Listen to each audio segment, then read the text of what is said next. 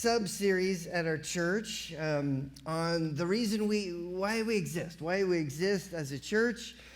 We exist to invite all to journey with Jesus towards a transformed life. That is what we're about. And sometimes on our various journeys, we will and have experienced times where we're in the wilderness, right? This is a theme in the Bible that, it's real. Just Bible people in the Bible, for whatever reason, go through times where they wind up in the wilderness, in vast, barren places, on the knife's edge of life and death. The wilderness represents a hostile, barren place where humans cannot survive very long.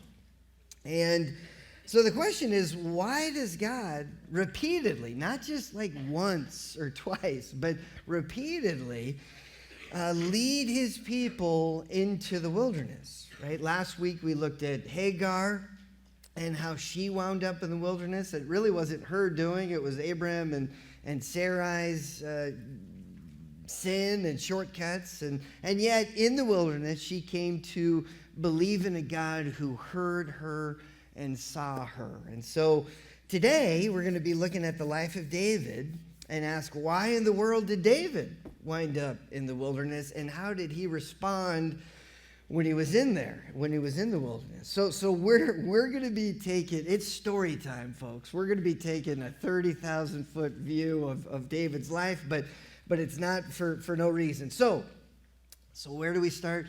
Samuel. We start with the prophet that God told Samuel to go and look for a new king, right? Israel's first king was Saul.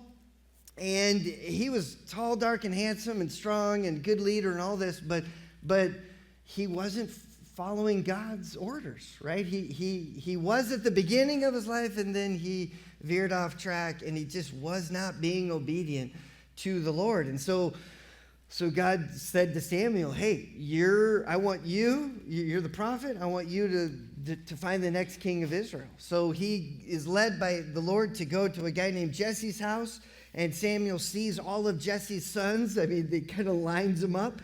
And the Lord's not speaking to Jesse about any of these guys. And it is like one of those stories where Samuel's like, is this all your sons? And Jesse's like, well, I mean, there's David. I mean, he's the runt of the litter. He's the youngest. He's literally in the wilderness. Like he's watching over the sheep. That you want me to get him? And Samuel's like, yeah, let's get him. So he literally comes from the fields and as soon as Samuel sees him, God says, this is the next king of Israel, right? And so, but not yet, right? So Saul has this anointing ceremony and stuff, but basically says, you're the guy, but not yet. Like you're the guy in waiting, right? And while you're waiting, you're gonna play music. He was a musician, so you're gonna play music for Saul. And so David winds up serving the very king that he's gonna replace someday. Then in 1 Samuel 17 is the famous David and Goliath story, right? Goliath is this giant of a man. He's a Philistine. He's taunting not only Israel, he's taunting the God of Israel, right? He's just saying, you guys are worthless. Nobody can kill me. Let's fight. And David's running errands, and he overhears Goliath taunting Israel, taunting the God of Israel, and he thinks to himself, hey, when I was a shepherd, and I would have, these wild animals would come and try to kill the sheep that I was protecting. And I, with my own two hands, killed bears and lions. And God was with me then. I bet I could kill this Philistine dog, right? I think I can do this. And all the people are just like, you're crazy, but go for it. Maybe try. And hey, put on all this armor, and go for it. And David takes off the armor and just it's the famous story, with a sling and a stone. He grabs 5 smooth stones, puts them in his pouch, and just faces this giant with a sling and a stone, and slings a stone, and it buries in Goliath's forehead, and he dies. Now, fast forward in that story, I want us all to look at what happens in 1 Samuel 18, verse 6. Something interesting happens in this story. When the men were returning home after David killed the Philistine, Goliath, the women came out from the towns of Israel to meet King Saul with singing and dancing, with joyful songs and with timbrels and lyres. And they danced, they sang, "Saul has slain his thousands, and David his tens of thousands." Saul was very angry. This refrain displeased him greatly. "They have credited David with tens of thousands," he thought, "but me with only thousands. What more can he get but the kingdom?" And from that time on, Saul kept a close eye on David. This story reminds me a lot of, in the book of Exodus, which I think our Sunday school classes are going through now, when Pharaoh looks out at the Hebrew people, and he sees how numerous they are, and he jumps to some pretty big conclusions, right? He just is like, oh my gosh, they're going to outnumber us. They're going to overtake us. Let's enslave them. That's a great idea. Let's enslave them. And so this is a lot like that. I mean, from one song, Saul gets super jealous, super fearful, which is not a good combo, and just is like, this man's going to get the kingdom, which ironically, this thinking does get David into the kingdom. So anyway, so from then on, Saul repeatedly throws spears at David while David's playing music, tries to kill him. And finally, with the help of Jonathan, Saul's son and David's best friend, David escapes. And where does he go? But the wilderness. We see him in caves and other barren places. In 1 Samuel 22, I find this interesting.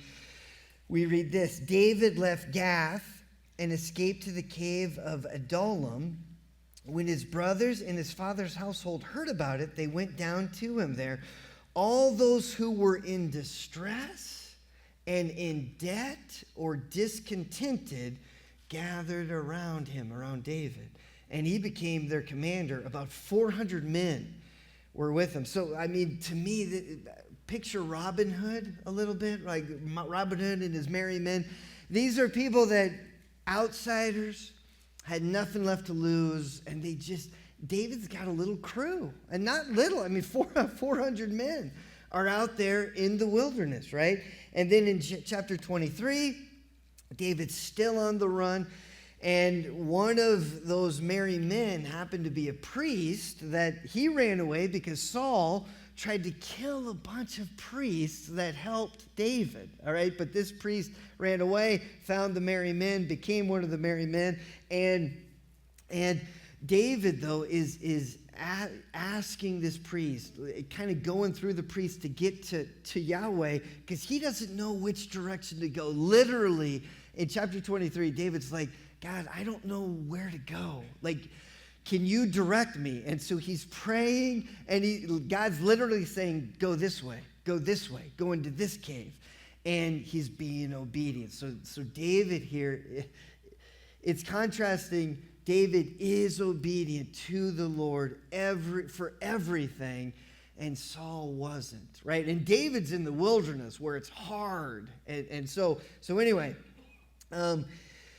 then we get to 1 Samuel 24, 25, and 26. There's these 3 chapters, and David is presented 3 tests in the wilderness, and we're primed to assume that he passes these tests, and he does pass 2 of them, but one of them, he almost fails one of them, if it weren't for someone very special. So real quick, whenever you're reading in the Bible and things get repeated, right, that's a little signal to you that whatever is repeated is super duper important.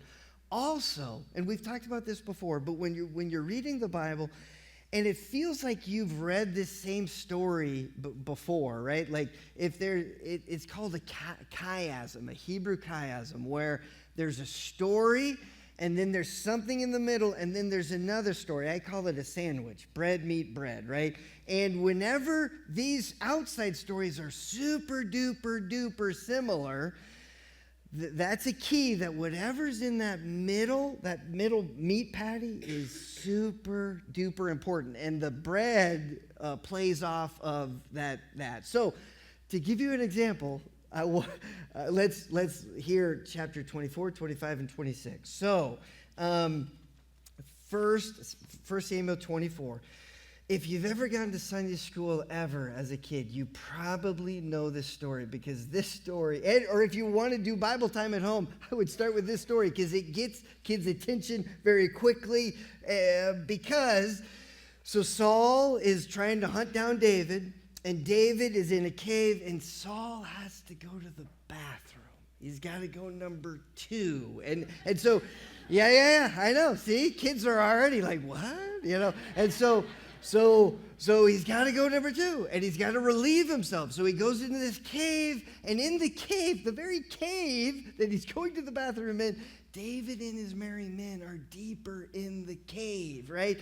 And so the people around David are like, God has given you into the hands, you can kill him. Let's go sneak up with a knife and slit his throat as he's, grunting and groaning and all this stuff.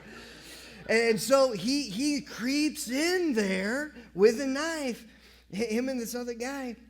And but listen to what, so he doesn't do it. Instead, he just cuts off a piece of the robe of Saul. And in 1 Samuel 24:5, just listen to what he says. Afterward, David was conscience-stricken for having cut off a corner of Saul's robe. He said this to his men, "The Lord forbid that I do such a thing to my master, the Lord's anointed, or lay my hand on him, for he is the Lord's anointed. He is the anointed of the Lord." With these words, David sharply rebuked his men and did not allow them to attack Saul. And Saul left the cave and went away. Saul didn't even know what happened, right? Saul's kind of getting back on his donkey or his horse or whatever, and then David comes from out of the cave and basically was like, "Hey, I'm not trying to kill you. Please stop killing me. I could have killed you. Like, here's your robe. I could have done this. Hey, but I'm not going to kill you. Please stop killing me." And Saul's like, "Oh, you're better than me. Oh my gosh. I'm so sorry. I won't try to kill you again." Spoiler alert, he tries to kill him again. Because, again, the bread story, right? 2 chapters after this, listen to this story in 1 Samuel 26. It's night. Everyone is asleep. Saul and all his army, they're trying to kill David in the wilderness. They're trying to find him. They're all asleep. Saul is super duper asleep. Everybody's asleep. And David and his men are like, "Oh, hey, here it is. Like, I could, in one jab, right into the jugular, we could just do this spear. It would only take one jab, right? We could pin him to the ground. All your troubles will be over, David."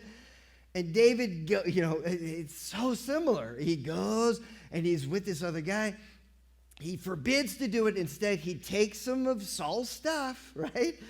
And then they get a ways out, and they wake everybody up, and David says, "Hey, you all were asleep. I totally could have killed you, but I didn't. Look, I've got all your stuff. I was so close to you. Saul, I'm not going to kill you. I'm not trying to kill you. Please stop trying to kill me." And Saul's like, "Oh, you're amazing. You're a better man than I. I won't ever try to kill you again." Guess what? He does. So do you see the similarities, right? Both of these stories, Saul is in a very vulnerable spot, right? Both of these stories, David's men tempt him. "Hey, let's just kill him. God's given you this. Let's just do it." And both times, David's like, no, he refuses. He's the Lord's anointed. How dare I? I don't want you to touch him, right? So, do you see? They're very similar. So, then, And I know it's been a lot of setup, but this middle story where when David's in the wilderness, it's almost like his entire life has led up to this moment, to what happens in the wilderness with this test specifically. What's he going to do? How is he going to handle it? And so, if you got your Bibles open, it's 1 Samuel 25. If not, turn it on, or it's on the screens. But I want all of us, to see what happens here. 1 Samuel 25, starting in verse 1. Now Samuel died. So Samuel's the prophet that kind of found David, right?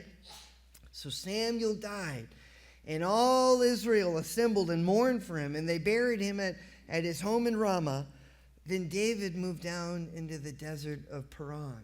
So again, Samuel, this godly prophet that literally David has known since a teenager, right? Small little kid. He died. And Israel mourned, but David was out in the wilderness. He didn't really get a chance to mourn with everyone. And he goes deeper into the wilderness, kind of alone, right? And again, we don't know what was going on in his head, but it probably wasn't good, right? The wilderness is wearing on David. He was a spiritual mentor, Samuel was, right? And so this loss, like we read, oh, this other guy died, people died. This was big for David. David would go to Samuel from time to time for wisdom, for guidance. And so again, the wilderness seems to be wearing on David. Then we read this in verse 2. A certain man in Moab who had property there at Carmel was very wealthy. He had 1,000 goats, 3,000 sheep, which he was shearing in Carmel. So he's shearing sheep, so we know it's springtime. Okay? His name was Nabal, and his wife's name was Abigail. She was an intelligent, beautiful woman, but her husband was surly and mean in his dealings. Nabal's name literally means foolish idiot. Okay? Okay. Verse 4. While David was in the wilderness, he heard that Nabal was shearing sheep. So he sent 10 young men and said to them, hey, go up to Nabal at Carmel and greet him there in my name. And say to him, long life to you, good health to you and your household, and good health to all that is yours. So just kind of this blessing.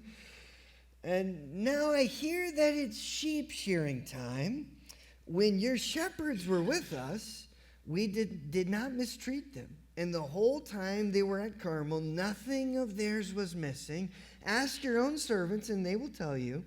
Therefore, be favorable to my men, since we came at this festive time. So picture harvest time, or around here. Picture branding time or banding time. When it's a party afterwards, right? Harvest, and you're done with harvest, and it's a meal. It's a whole community celebration, right?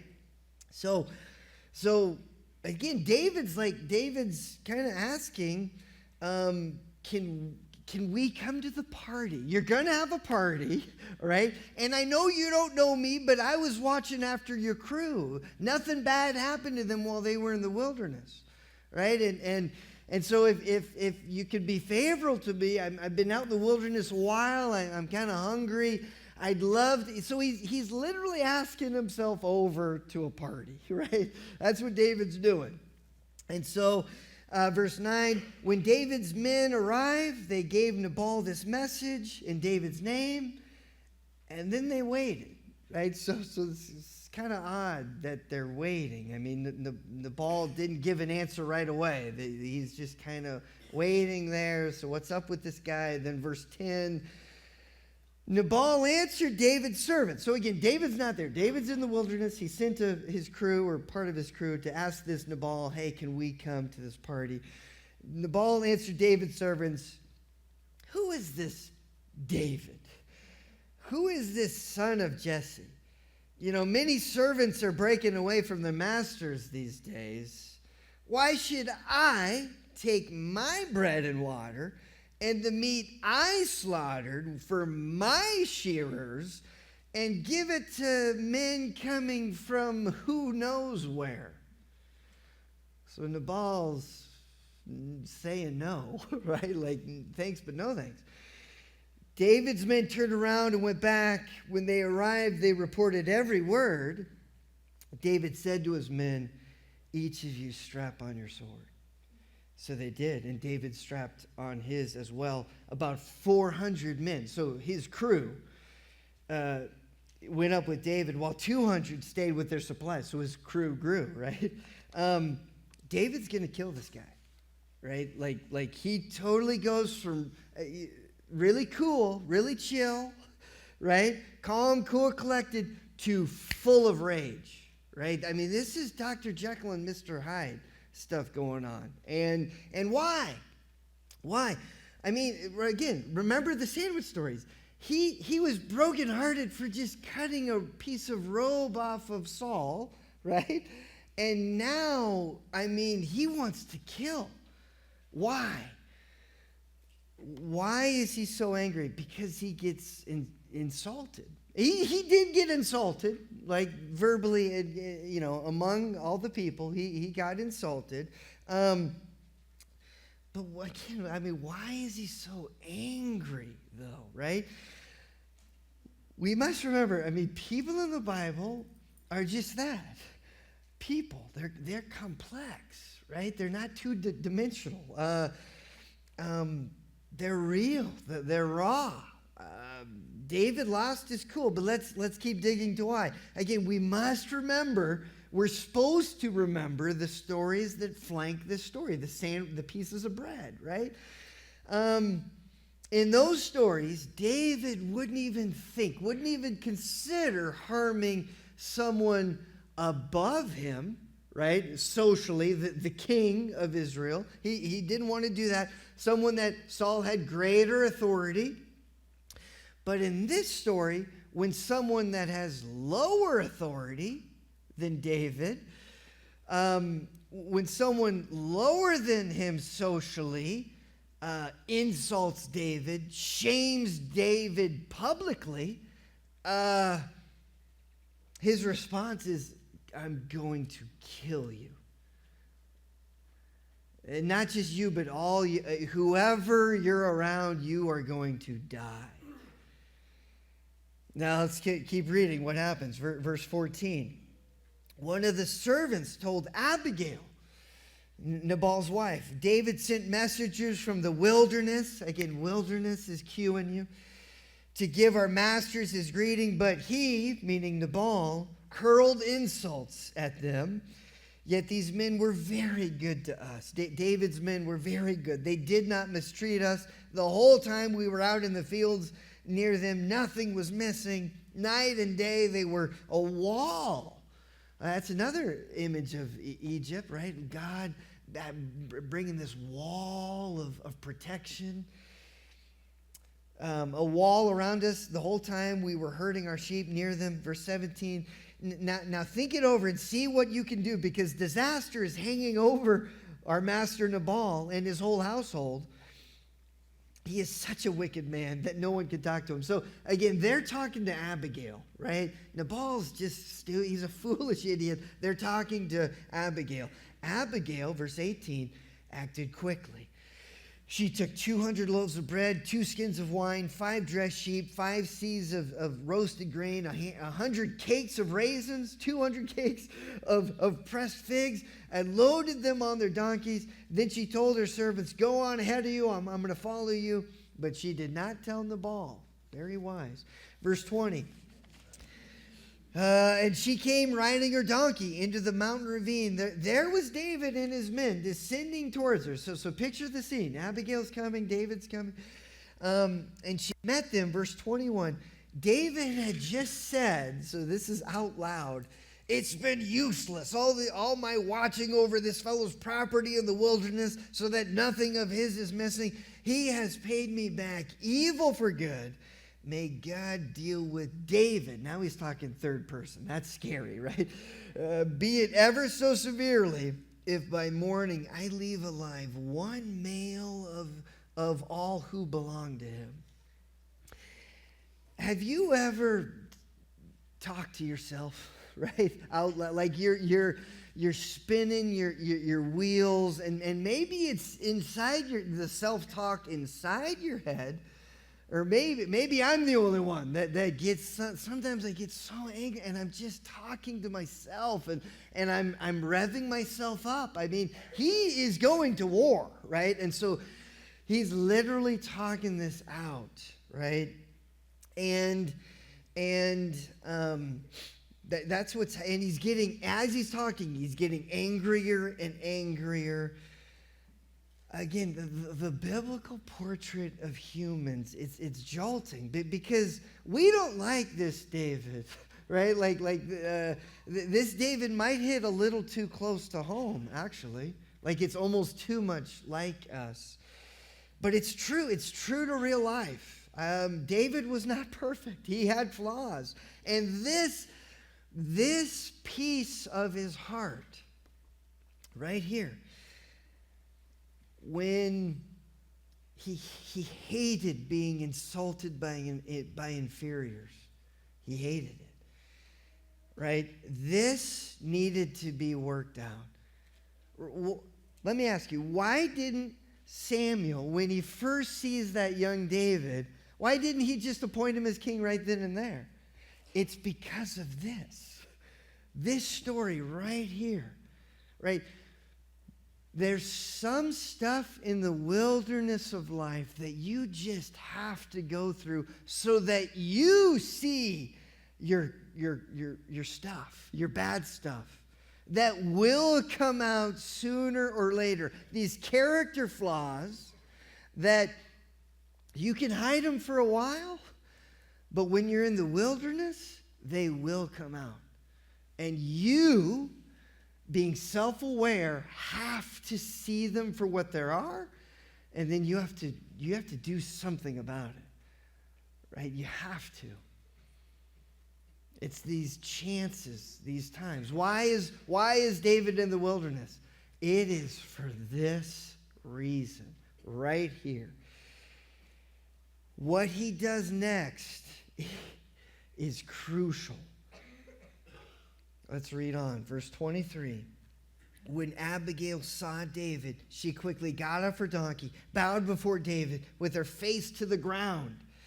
She fell at his feet and said, "Pardon your servant, my lord, and let me speak to you. Hear what your servant has to say this day." Now, that's what the NIV says. If you have ESV, it's a better translation at this part because this, it's almost like, hey, excuse me, pardon me. But in ESV, it says, "On me, my Lord, alone be the guilt." Like she is saying, she's being an intercessor here. She's saying, "On me alone, my Lord, be the guilt." She's blaming all of this on her. She had nothing to do with any of it, right? But that's her first words to David. Okay, let's keep reading. Verse 25. "Please pay no attention, my Lord, to the wicked man Nabal. He is just like his name. His name means fool, and folly goes with him. And as for me, your servant, I did not see the men my Lord sent. And now, my Lord, as surely as the Lord your God lives, and as you live, since the Lord has kept you from bloodshed and from avenging yourself with your own hands, may your enemies and all who are intent on harming my Lord be like Nabal. And let this gift which your servant has brought to my Lord be given to the men who follow you.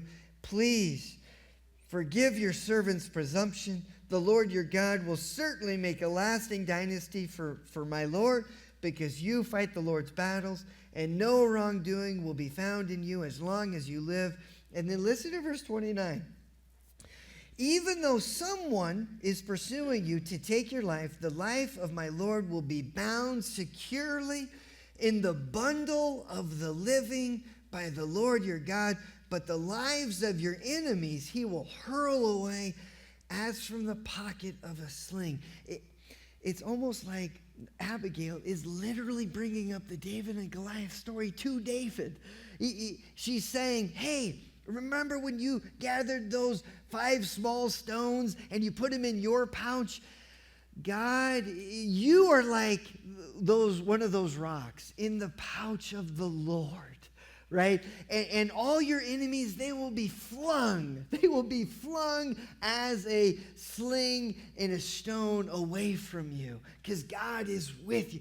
Abigail is reminding David, just like when God was with you, with David and Goliath, he is with you now. He's with you now. Going on in the story, Abigail's still talking. Verse 30. When the Lord has fulfilled for my Lord every good thing he promised concerning him and has appointed him ruler over Israel, my Lord will not have on his conscience the staggering burden of needless bloodshed or having avenged himself. And when the Lord your God has brought my Lord success, remember your servant, remember me. So Abigail here literally stops David in his tracks and stops him from needless bloodshed, needless murder, needless PTSD, post-traumatic stress disorder. We kind of know that now, but you know, he would have regretted it. Abigail knows it. He would have regretted it. It wouldn't have been right. He knows that violence just begets more violence. It wouldn't have been a godly act.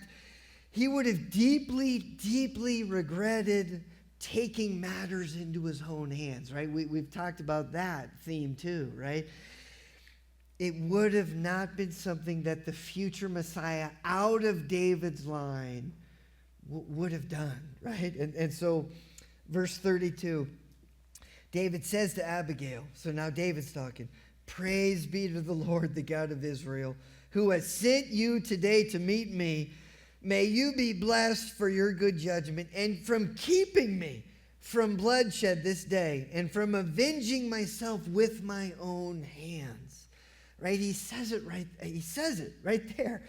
He was not thinking right at all. He did not have good judgment. Abigail did. About the only right thing that David does in this whole chapter is listen to Abigail. He was off in inviting himself over to Nabal's party. Like that was, he shouldn't have done that. He shouldn't have got real mad when Nabal said no. He shouldn't have revved himself up with all this self-talk. Like all of that's wrong. About the only thing he did right was actually listen to Abigail. Verse 34, he's continuing on. Otherwise, if I wouldn't have done that, as surely as the Lord, the God of Israel lives, who's kept me from harming you, if you would not have quickly come to meet me, not one among belonging to Nabal would have been left by daybreak. David's men probably would have killed Abigail.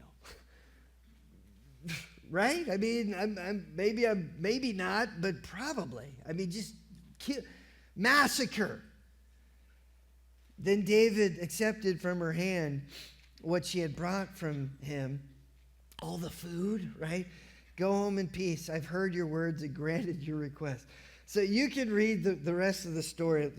Spoiler, Nabal dies and David marries Abigail. But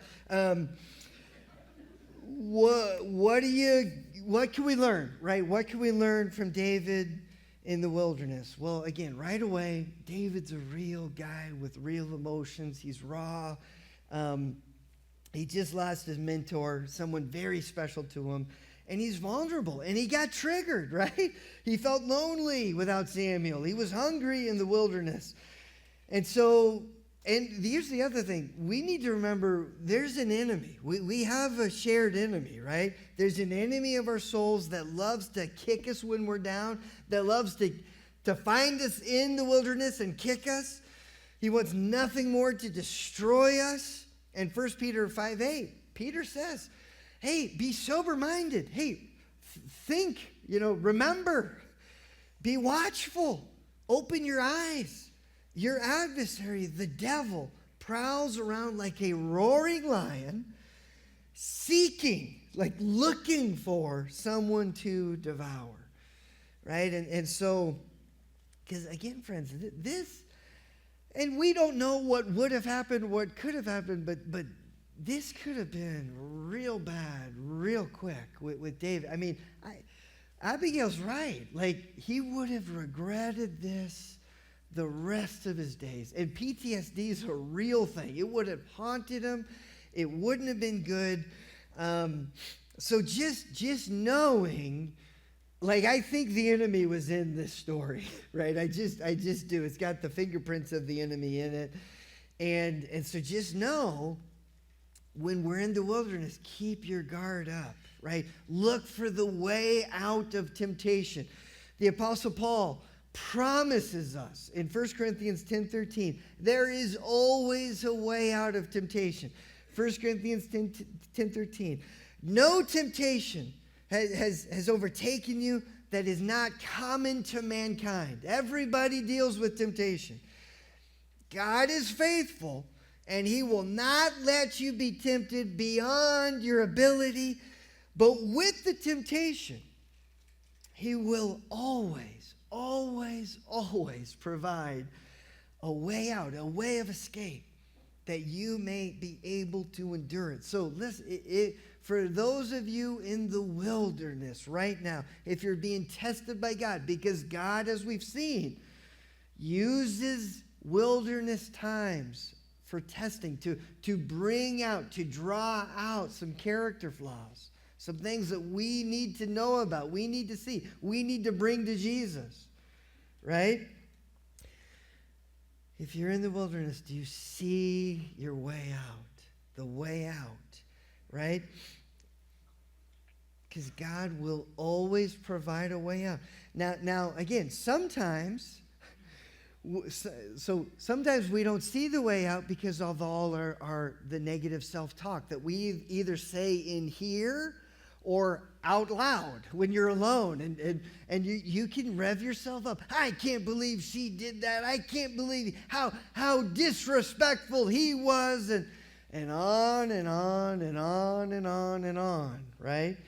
And sometimes, again, we can thank God that David saw the way out. And that was Abigail being cool, level-headed. She put herself on the line. She blamed herself. And notice, she came with food, right? Being hangry is a real thing. Hungry, angry, hangry. It's real, right? Like, it truly is. David was in the wilderness. We don't know how long. How long has it been since a real meal? And this is what I know from my brothers and sisters with Celebrate Recovery, right? The acronym HALT, right, with temptations, triggers, hungry, angry, lonely, tired. I think I know David was all of those. He was triggered. He was set up to fail. Think about the last time you sinned. Let's keep this up, Ross. Think about it. Really, think about the last time you failed. You regretted, I shouldn't have done that. Chances are high that you were one or two or all of these things.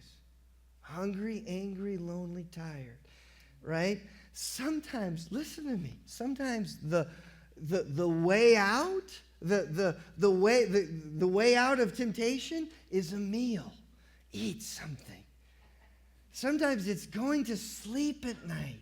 How many bad decisions come with another Netflix show, another this, another that, and then, I saw, shocker, I saw what I shouldn't have seen, whatever it is.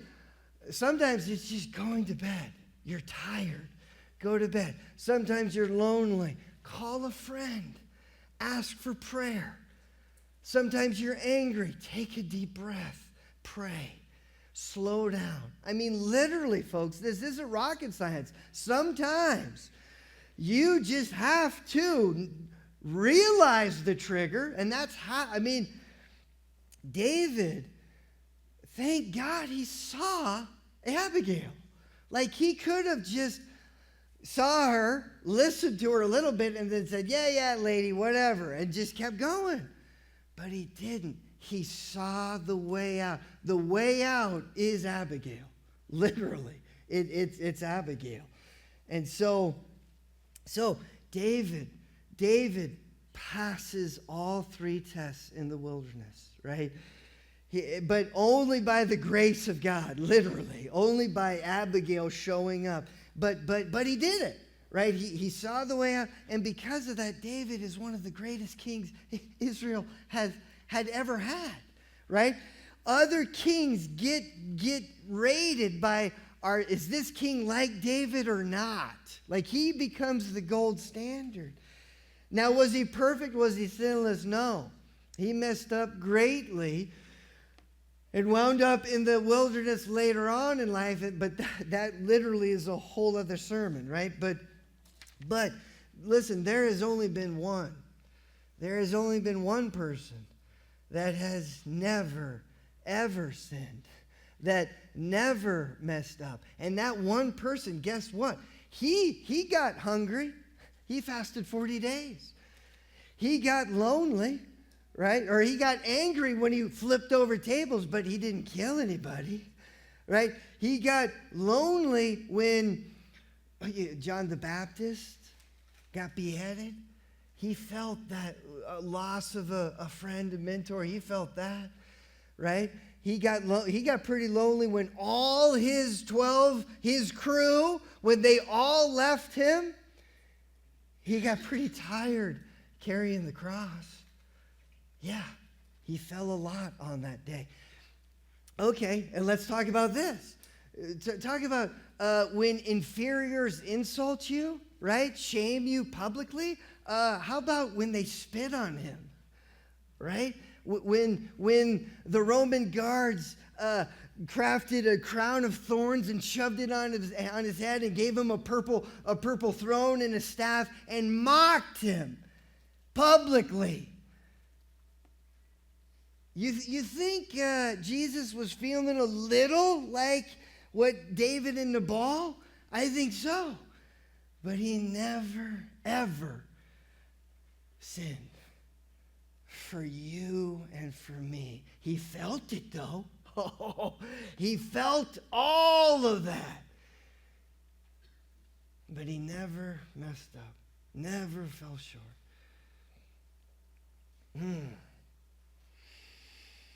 And so, here's another thing. Remember when Abigail went to David and met David and said, "On me alone be the guilt"? Those were just words for Abigail, right? That was just something to slow David down, right? To hopefully have him listen to her. But for Jesus really did. On me alone be the guilt. On me alone. For Abigail's sins, for Nabal's sins, for David's sins, for your sins, for my sins. On me alone be the guilt. So, are you in the wilderness? Are you being tested? Are you being tried? Are you be looking for the way out, right? And when you see it, do you take it? And if you're not in the wilderness right now, do you know someone who is? How can you be like Abigail and come to them with food, with hospitality? You know, come, invite them over. Let's eat. You're not alone. Remind them you're not alone. I'm with you. How can I pray for you? I mean, be like Abigail. Who do you know? Remember, a few weeks ago I said, do you have 3 people that you see? How you doing with that? I remember. Do you remember? Have you had them over yet? Have you loved on them yet? Here's another story of Abigail. Let's not forget, right? So, lots to think about on a beautiful day. May you drink some tea, drink some coffee, take a long walk, and think about story time with David, because there's a lot here, I know. And look at that. Okay, let me pray. Let me pray.